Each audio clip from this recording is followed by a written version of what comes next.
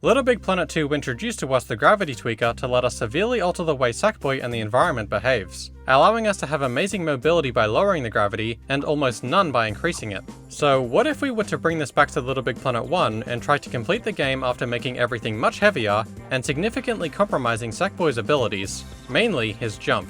With this, obstacles that were once simple suddenly become quite challenging, and difficult ones become near impossible. We can see this already in effect in Introduction, where our new jump height only just reaches these two humps, while this ledge exceeds it. Well, thankfully, Sackboy has a lot of ways to gain extra height, so doing what's called a banana jump lets us barely get over it. But we're going to need a lot more help if we want to stand a chance at everything else the game has for us. So we'll be completing the challenge co-op style alongside Legit Knight, who also came up with the idea for this challenge as a whole. We've decided to set the gravity to 1.5 times what's normal, as this seems to be the sweet spot for not being completely hopeless, while also not being too easy. So a couple more difficult jumps gets us through most of Introduction, where these stairs at the end are only barely in reach with a regular jump, completing the first level. The jumps to and from these mushrooms in first steps are a bit challenging, then getting onto this ledge is also hard with the way it's shaped, but once you get lucky enough it's fine. You can actually reach the bird above the Holtery Tripod if it's there, but if not, you can just pop yourself anyway. Then the rest of the level is pretty easy. The start of Get a Grip is definitely the hardest part that we've had so far with getting over these walls, where for the first one, we banana jump onto the sponge block, then RCJ off of it. The second wall is almost the exact same thing, and the triangle piece isn't hard to get up. A funny thing that happens with this mod is that whenever there's an object that slides or rolls down a hill, it's able to pick up much more speed than usual, which is really fun. Some more banana jumps gets us up to here, or we can even use a co-op jump, which are significantly less powerful than usual, but still useful. Thankfully, swinging off of objects like these sponges still functions as they should to let us get up here. It's actually a pretty good way to gain height with these effects on. Unfortunately, the same thing can't really be said about the seesaws, where they start to go down before you're able to get to the top. So this is actually a situation where having another player is incredibly useful just to weigh down the other side while the other jumps off at the end, getting us up to the castle. We can even get the minigame key like this, which we'll also be collecting the rest of so that we can play the minigames. The rest of the level isn't too hard to finish, where it's funny seeing how the big horse behaves under these conditions. The windmills in Skate to Victory are still super useful, where we pretty much make it all the way to the Queen pretty easily, where we then get the jetpack. Jetpacks function pretty much completely as normal, so any section with them isn't a problem, including getting into the castle, but getting up to this button is going to be a bit hard. You can probably co-op jump up to the first platform, but we did it by banana jumping onto the sponge as someone else held it, where from here, it's just barely possible to right corner jump up the rest of the steps up to the button. But then in the next room, once we make it to the first platform, we can't RCJ up because of how the next platform is to the left. So what we'll have to do instead is temporarily use a third player to co-op jump up to the left after getting them up, where we can then press the button and use the boot. The steps for this part don't even let us banana jump with how they're floating. But what we can do instead is run off at the right time to land on top of the boot, which lets us get up most of the steps to then press the button, where we then also get the first key in the level. We also decided to try and do all of the multiplayer sections with this mod, where the first one in the game here is pretty easy to do, and so is completing the rest of the level. We ride the skateboard down where it gets so much speed we almost get the second key while we're on it, but you can just use Humpty instead afterwards anyway. Finishing Skate to Victory. Tie skipping isn't hard to finish, and it also behaves pretty much the same way, with the jumps just being a bit tighter. Skateboard freefall is also pretty fun with how fast the skateboard goes. You'd think that gravity would make it not able to clear these jumps, but the extra speed actually makes up for it. Castle Climb Challenge is definitely the most difficult Gardens minigame, where the first level is easy, but for the second one, you need a pretty good jump to reach the sponge, where it can then be a bit difficult grabbing the rest, but it is possible. This ramp is interesting because we can't just weigh it down and jump off of it like in Get a Grip because of how high the sponge is. But if we instead time when it gets weighed down by the other player with when we jump off of it, we can actually use its momentum to barely reach the sponge, where it's then easy for the other player to grab us, to then do the same thing on the next ramp. The last sponge like this is probably the tightest so far, but with the right momentum we can make it. The clouds are interesting because of how much faster they get weighed down to make you fall off. It's not really a problem, you just have to be very careful with how you time your jumps. But with that, we're done with the gardens and ready for the savannah. The start of Swingy Safari is kind of funny with how it's a bit harder for the submarine to make it over the wall. We just had to hold try to get out of this part.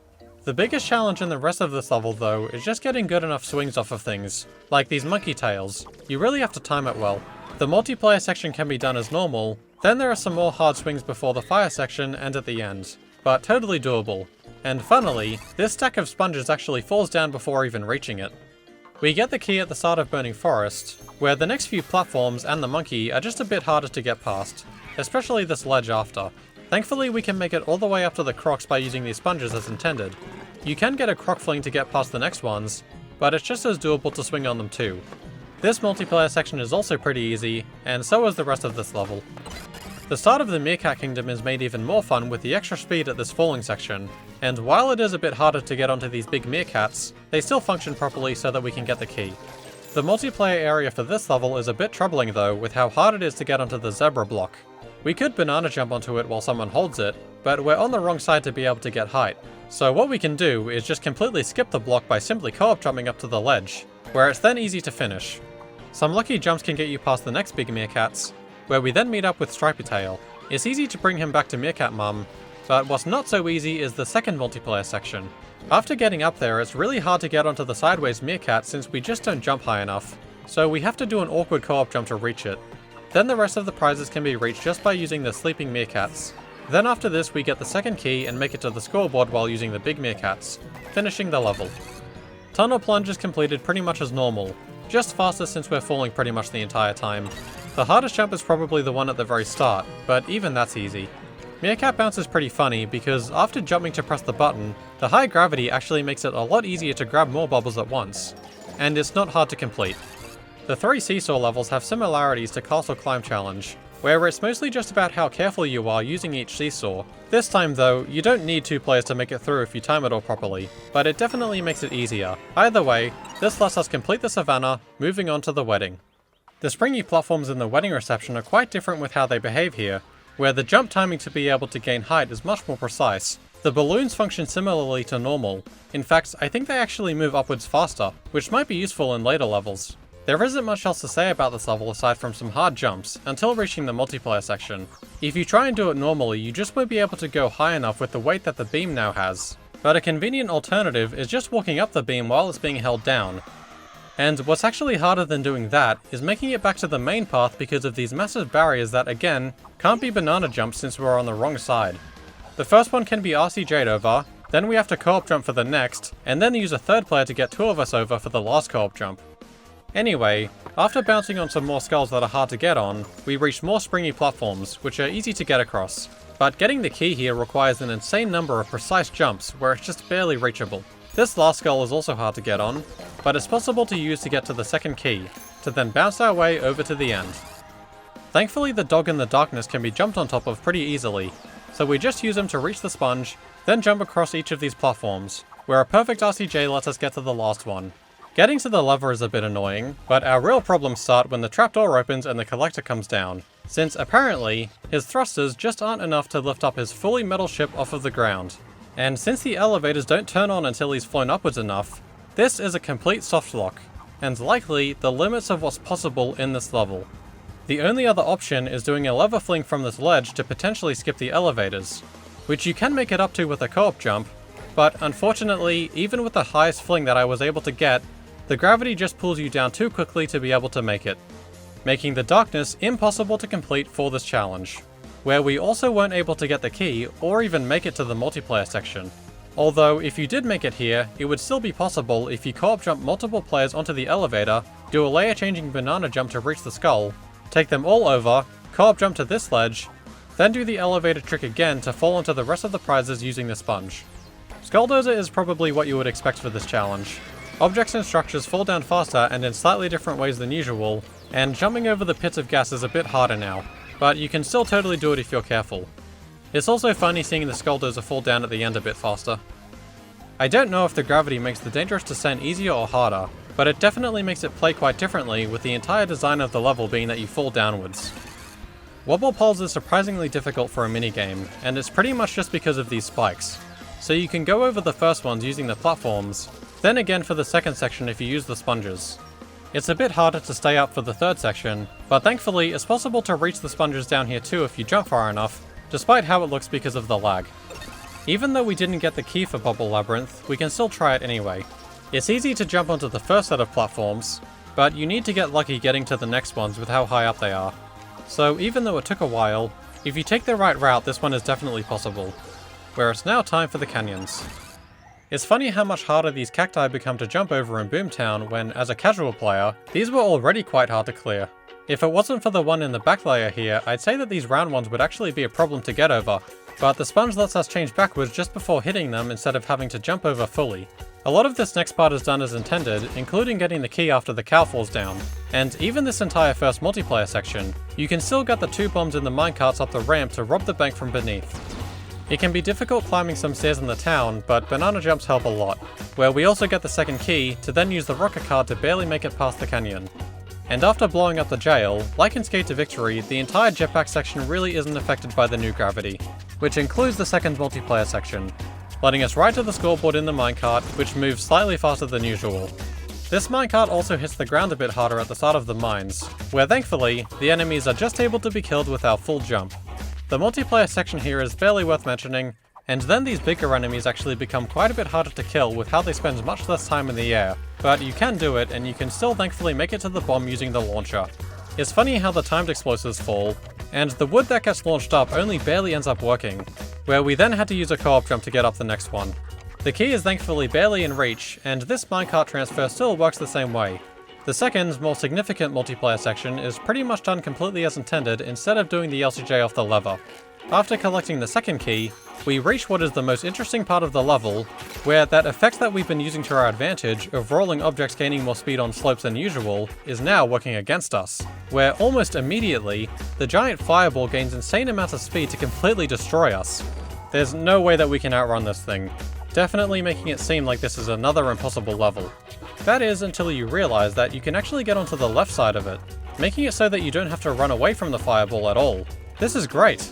Until you make it to the end where it's completely blocking the tunnel to the scoreboard. But because only one fireball can exist at a time, instead of running behind it, we can use a second player to give us a massive head start while in front of it. We do this by getting behind it again, then having someone stand next to this fire as the other player runs ahead, where once they're about to die from being off screen, they can jump into the fire where they enter the range for the player sensor that spawns the fireball. With this, the player in front can now make it all the way to the end in time, where the tunnel is now open since the fireball blocking it got replaced by the new one that's now behind us, barely letting us complete all of the mines. At the start of Serpent Shrine, it's super beneficial to run to the last step before pulling the lever. The serpents themselves also fall much faster than usual, and getting onto this bouncy platform can be hard, but once you do it's fine.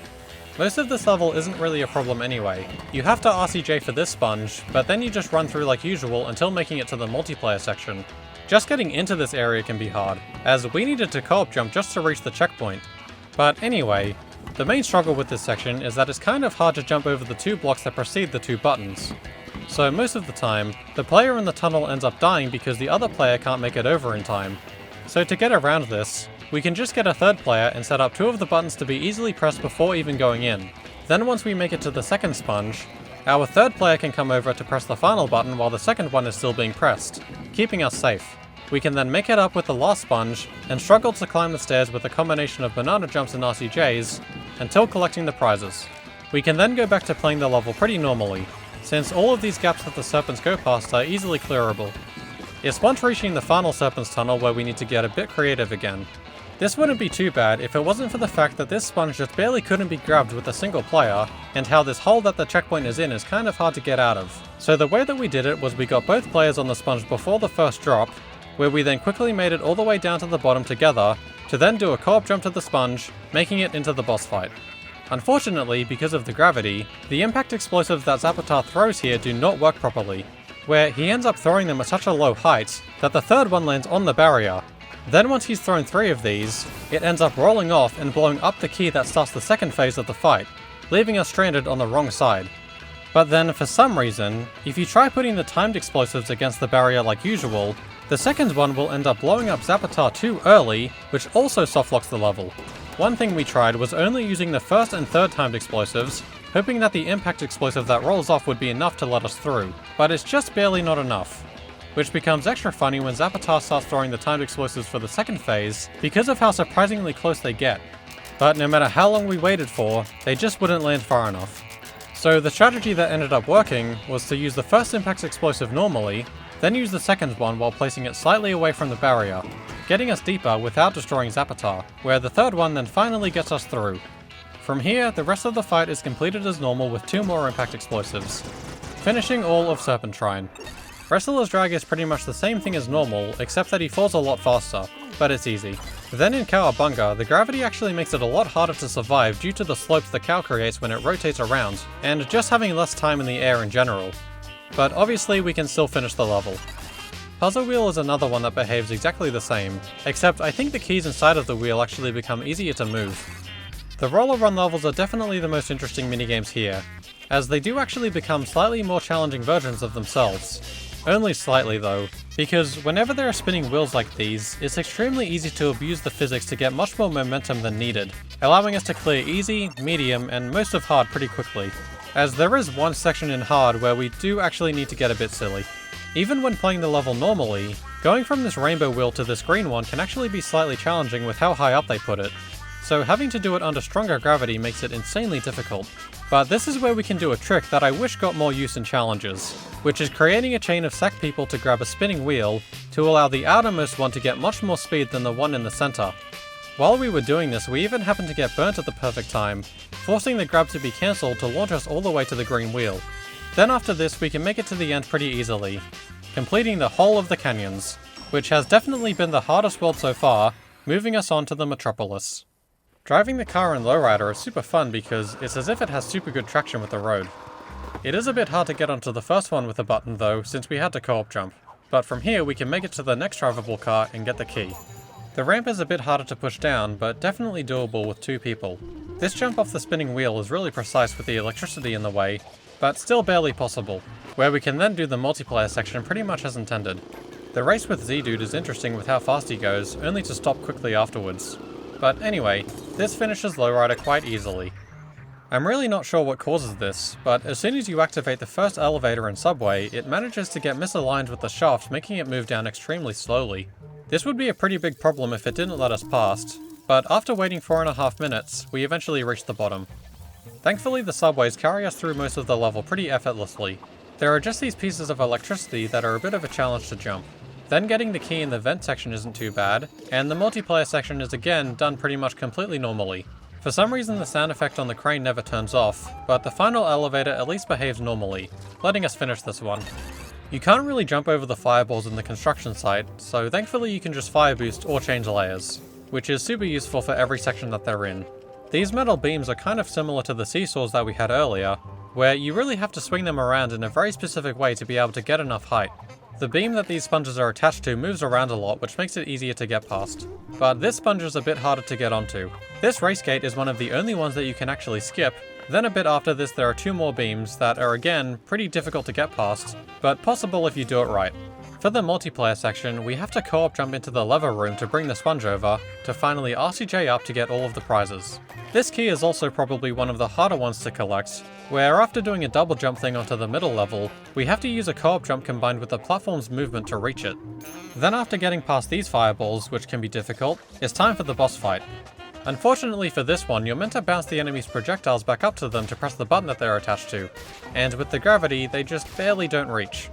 We did try bouncing a player up instead, which doesn't really work because of the layer that the button is in, but it seems like if you just get lucky enough, the fireball is able to reach the button anyway. Then for the last enemy, the stage rotating makes it a lot easier actually, finishing the construction site. The discombobulator is pretty much the exact same level, and so is the drag race, and elevation is also completely normal. None of the elevators get stuck like in Subway, letting us leave the Metropolis onto the islands. All of the grabbable lights in Endurance Dojo are thankfully in reach, but as for the ninja poles that you run across, if you thought that they weren't functional before, they definitely aren't now, where I had to just weigh one down to jump off after bunny hopping across. Some of these green platforms have tight jumps, but you could use their momentum if you had to, and a similar thing happens with the sushi.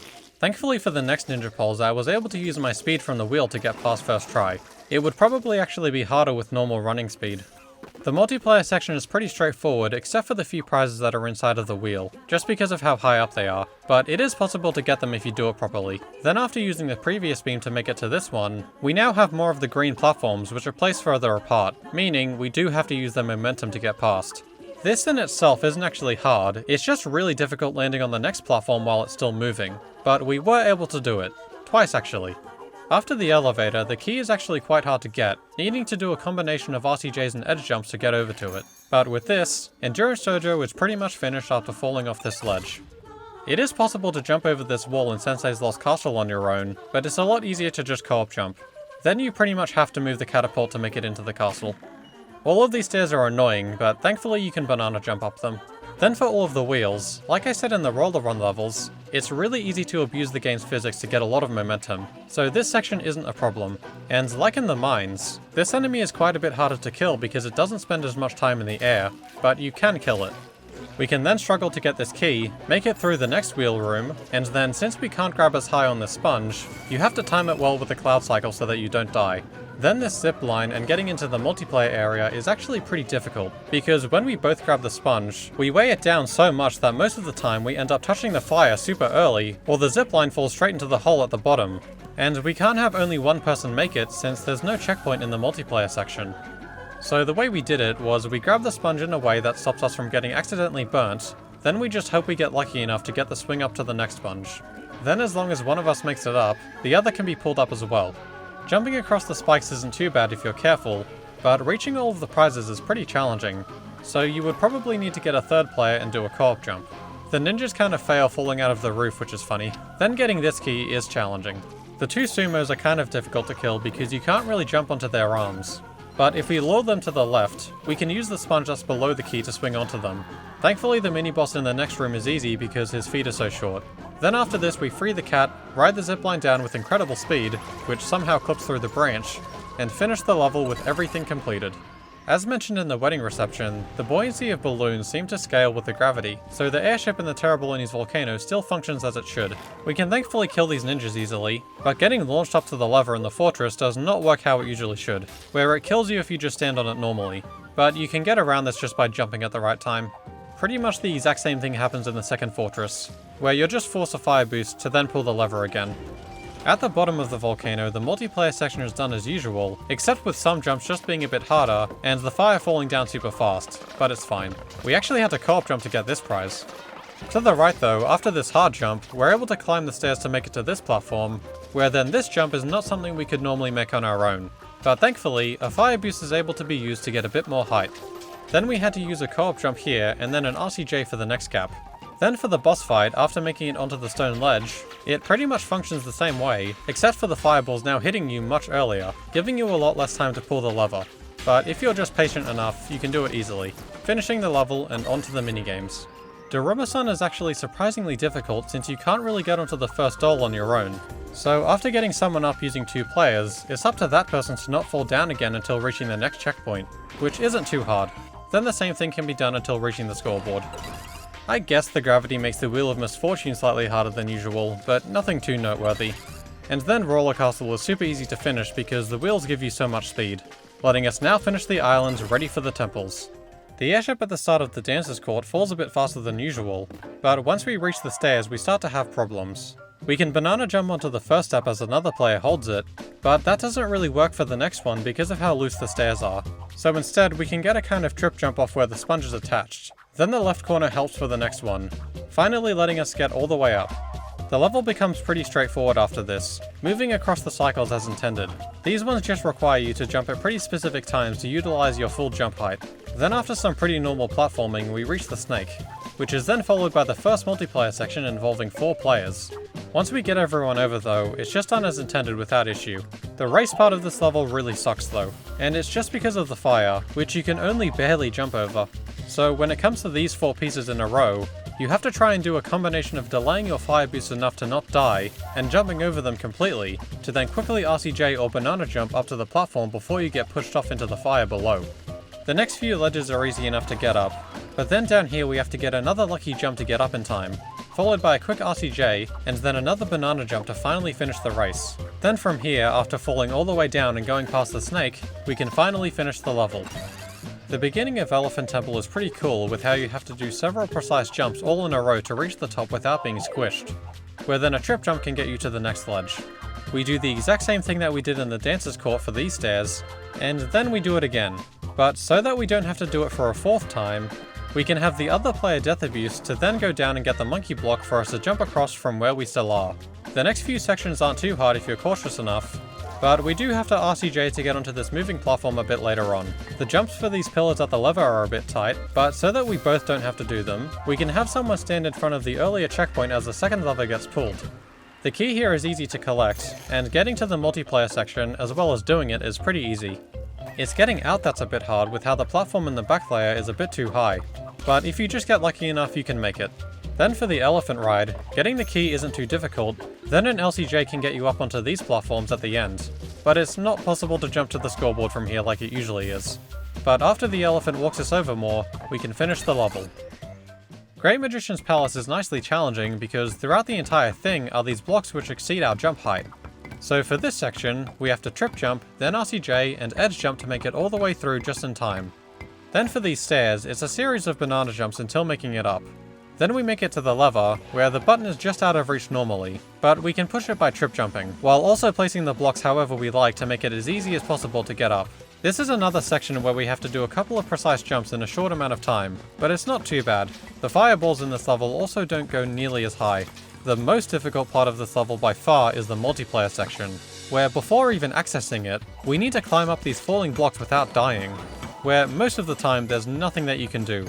But if you happen to get a super good cycle, it is possible for the blocks to spawn in the perfect order that lets you climb all the way up, since one of the ones that can spawn is pretty short.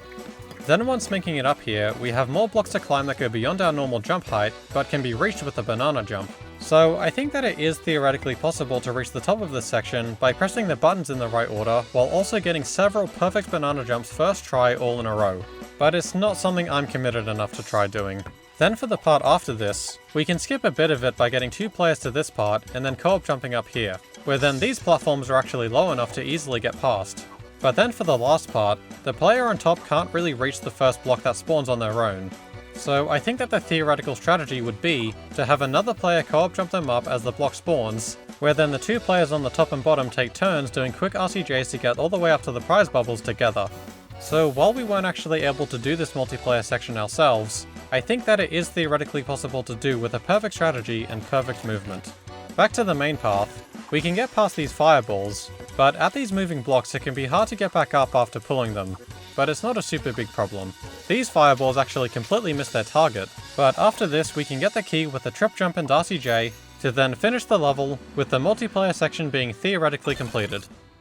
Finally, to start pillar jumping, we had to do a co-op jump to reach the button, but other than that, the level just becomes a bit harder to survive. Fire pits is kind of bad because even though we can jump all of these gaps, once we reach this fire pillar we get stuck. We could co-op jump over it, and then the next 2, but then there's the whole climb upwards which I'm really not sure about. So instead, we can try to utilize the skip for this level that was recently found, where by placing a player on this platform, we can backtrack with the other player to stand on top of the door that closes, where while the other player is off screen, they can activate the player sensor that closes the door, letting us jump up to the end as the bridge also comes out for us, miraculously allowing us to finish fire pits. But now we have the shifting temple, where we can make it through the first few sections until reaching this moving staircase that we can't reach with a regular jump. But by co-op jumping, we can actually make it to the second step, where it isn't too hard to jump to the next one since there isn't a gap between the steps like there is on the floor. Then there's an almost identical staircase after this, but it's possible to jump up the whole thing on your own if you get lucky. At this part you actually have to fire boost to not get squished. Then at this part with another staircase, you can actually use the ground below you to get momentum and do a trip jump all the way up. Shortly after this the level is finished, completing the temples as a whole, and ready for the final world, the wilderness. I feel like the dogs struggle a bit in the frozen tundra, and the first icicle section might be a bit hard if you couldn't just use the bottom path. The ones that fall after this come down much faster though, which makes it a bit harder. Getting up these big icicles is a bit challenging since you do have to do a co-op jump from the second one, where then RCJs can get you past the rest. You can still chase the soldier across, but this is where we need to get the key. It's just annoying climbing these stairs afterwards. The rocket section is pretty amusing because you have to time your banana jump so that you don't get blown up, where it's thankfully possible to make it through without dying. You can even grab onto the impact explosive to get up that way. The ice slide is pretty fun because you're able to go quite a bit faster. We then do the multiplayer section pretty much as intended using 4 players, where funnily, the button that you have to press with your weight already gets activated before you even reach it. After this we defeat the enemies, drag the soldier along, and finish the level. The stairs can be difficult at the start of the bunker, but you can use the moving platform to skip a step, and it's easier getting out of the first wheel if you go on top of it. The rotor tubes also require a bit more planning to get through, since it's really hard to fight against the slopes if you do it at the wrong time. It's also pretty hard getting the key like this, so after going up and doing the multiplayer section completely as intended with 3 players, we can get the key by dropping down onto it from above. This electricity section is interesting because there's not really any way to jump over this horizontal one, so we have to perfectly time a co-op jump in this tight space to get up. Then after a bit more platforming and another enemy, we reach the first conveyor belt, which has, relative to our jump height, these super tall electrified lights. I think you could maybe trip jump over them, but it'd be hard, and co-op jumping doesn't seem realistic either because of the moving ground and the tight space for the second one. So since we don't want to go over them, we can try going under instead. Since the conveyor belt doesn't start emitting its platforms until you step onto this ledge, if we time it properly, we can actually reach it before the metal is spawned, where we can then run along the rubber instead to go underneath all of the electricity. But now the problem is the last light, since we do have to go over this one. Well, if we just get back onto the conveyor before this, we can actually just RCJ off the front to make it up. Then after co-op jumping to reach the lever, it's time for the main wheel, which surprisingly isn't actually too bad. Even though we do have limited jump height, we can just wait until we're standing on a higher part inside of the circle before jumping to easily get us over everything, letting us make it all the way to the final conveyor, where there are more electrified hazards and the ground is moving against us. And we can't do the trick to run along the rubber here since this conveyor belt emitter isn't actually connected to a player sensor. But for some reason, the actual light part of the ones for this conveyor don't actually have electricity on them. So you can literally just jump off of it to clear both obstacles, until making it to the end where for some reason there's gas in the corner. So we just have to co-op jump one more time, finishing all of the bunker. The collector's lair is played pretty much normally for most of it. There are just some jumps that are slightly harder in general, like at the sponge and the platforming afterwards. You could probably even save all of the characters if you wanted to. Getting the key is easy, and then there's a challenging jump by the magician, but it's fine. I guess these slopes are kind of harder to get up, but not really. Even the multiplayer section is super easy if you just have 4 people. This lets us get down to the king and queen, where you don't even need to grab the sponge if you don't want to, finishing the level quite easily. And even the collector, the final boss for the game, is also pretty easy for the most part. The first phase is done as normal since the brains aren't that high, and same for the second phase, where even the enemies can be killed easily. The third phase is definitely the most interesting, with how the collector can't even fly up to hit the ground because his thrusters aren't strong enough. But the electricity still falls, which is harder to avoid now because it falls faster. But once the block comes down, we can easily get the rest of the brains, doing an RCJ to reach the final one. We then chase the collector to the end, where the background and scoreboard fall down quickly to let us complete the level, with only 3 minigames left to do. Jetpack Tunnel functions completely normally since it is just a jetpack level. Rotor Tubes though is quite a bit more challenging with all of the slopes and moving platforms, but if you just take your time it's still not super hard. Blind Rider is a lot more fun now though with how much faster the board is able to go. It kind of actually makes the level easier. But with that, we're now done with the wilderness as a whole, and finished with all of the levels throughout the story mode, which we unfortunately didn't successfully complete all of. The Darkness was the only level in the entire game that we weren't able to complete with 1.5 times normal gravity, which is disappointing because it makes us so close to beating the entire thing like this. But it makes me feel a bit better due to the fact that the reason we couldn't beat it wasn't because there was a jump that we couldn't make or anything, it was just because the progression of the level's own logic failed with how the collector couldn't get high enough to activate the elevators. So, in a way, it doesn't feel like our fault. This challenge was super fun overall though because of how much it depended on cooperating with another player. So a massive thanks to Legit Knight for both coming up with the idea for this and for helping me complete the game with it. Before even starting this, we also tested what 4 times gravity would look like, which is so strong that you can't even get off the ground by jumping, and any kind of slope is a nightmare. But even though we can't play through the game like this, I think it's still worth showing off some of the funny things that happen throughout the story when the gravity is set to be this strong. So I hope you enjoyed this compilation of that, and thanks for watching.